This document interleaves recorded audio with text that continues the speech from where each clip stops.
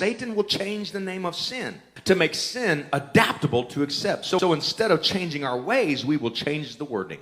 Instead of pedophilia, we'll call it minor attracted people. Instead of sexual exploitation, let's call it adult entertainment. Instead of sex cults where we bump and grind, we'll just call them music clubs.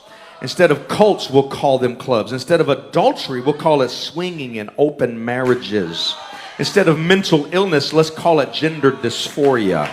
Instead of gender mutilation, let's call it gender transitioning.